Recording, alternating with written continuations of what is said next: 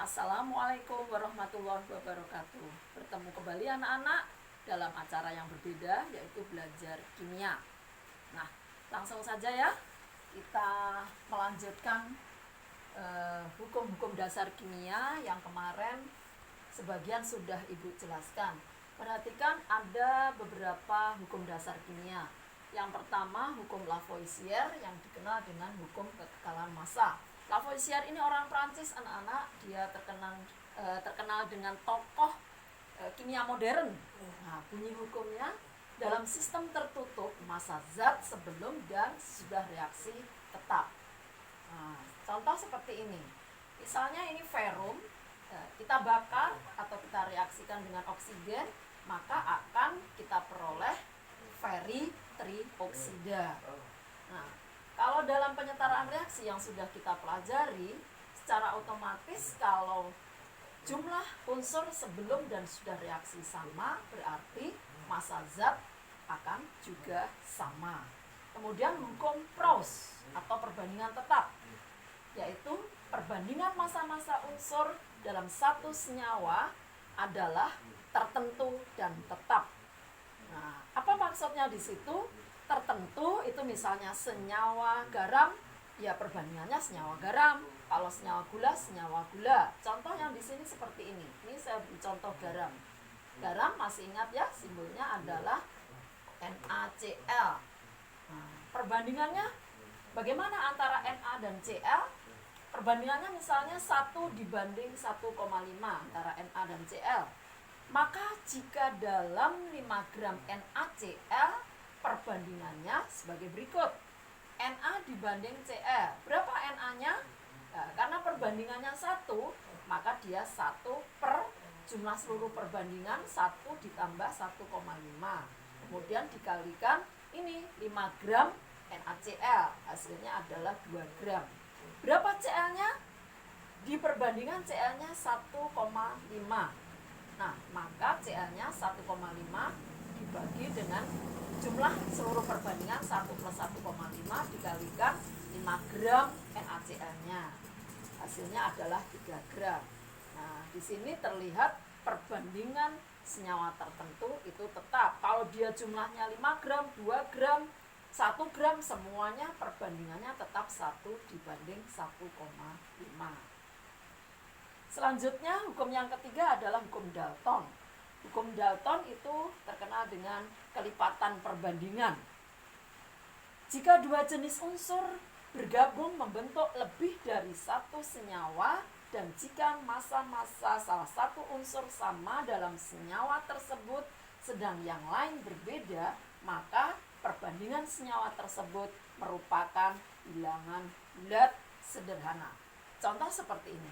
Kamu masih kenal dengan senyawa nitrogen monoksida, ya, nitrogen dinitrida atau terkenal dengan nitrit, ada juga NO3 atau nitrat. Nah, massa N-nya di sini 0,875, di sini 1,75. Massa O-nya sama 1. Massa senyawanya kalau digabungkan, ini kita jumlahkan, ini juga kita jumlahkan, hasilnya jadi yang pertama 1,875, yang kedua 2,75. Jadi massa N dalam NO dibanding dengan massa N dalam NO2 itu sama dengan 1 dibanding 2. Ini adalah bilangan bulat. Sekarang hukum dasar kimia yang keempat, yaitu hukum Gay-Lussac yang terkenal dengan perbandingan volume. Masih ingat? Pada suhu dan tekanan yang sama, perbandingan volume gas-gas sesuai dengan koefisien masing-masing. Contohnya di sini ada 3 liter propana. Dibakar dengan oksigen membentuk karbon dioksida dan air. Maka reaksinya kalau kita lihat setelah setara sebagai berikut. C38, 5O2, 3CO2, 4H2O. Nah, yang dimaksud koefisien di dalam ini, ya, di dalam hukum Gay-Lussac itu ini ya, angka-angka yang di depan senyawa. Ini namanya koefisien. Kalau C3H8-nya 3 liter, maka berapa oksigennya? Karena ini koefisiennya 5, berarti 5 dibanding 1. Mengapa dibanding 1?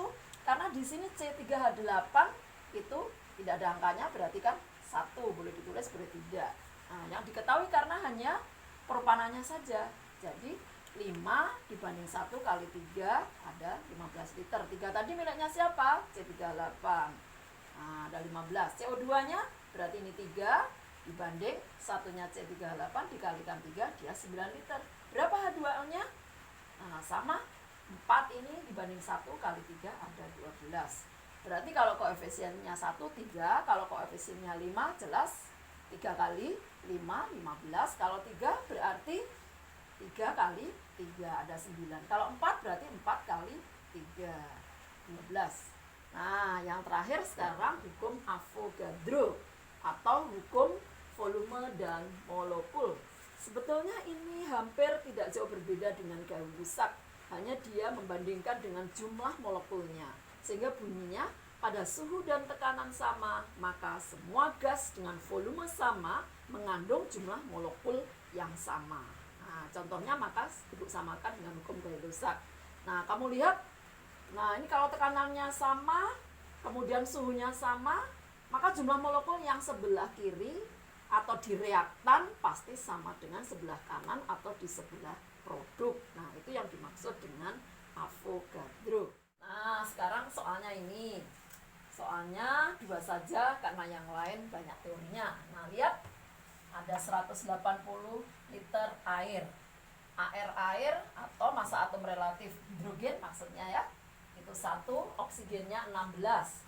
Maka perbandingan antara H dan O adalah 2 dibanding 16 karena air itu hanya 2, sehingga 1 kali 2 dan O-nya ada 1. Nah, ini ya, maka 16. Pertanyaannya, tentukan perbandingan H dan O dalam 180 liter tersebut. Nah, lihat hukum Proust tadi ya. Selanjutnya yang nomor 2, ada 5 liter asetilena dibakar dengan reaksi sebagai berikut. Nah, asetilena itu rumusnya C2H2. Kalau dibakar akan menghasilkan karbon dioksida dan air. Ini kalau sudah disetarakan maka koefisiennya 2, 5, 4, dan 2. Pertanyaannya, tentukan volume oksigen, volume karbon dioksida, dan H2O. Nah, cara mengerjakannya sama dengan hukum Gay-Lussac yang tadi itu jelaskan. Anak-anak, kita terbatas waktu dan kesempatan. Mudah-mudahan ini bisa dimengerti. Ibu akhiri, wabillahi taufiq wal hidayah. Wassalamualaikum warahmatullahi wabarakatuh.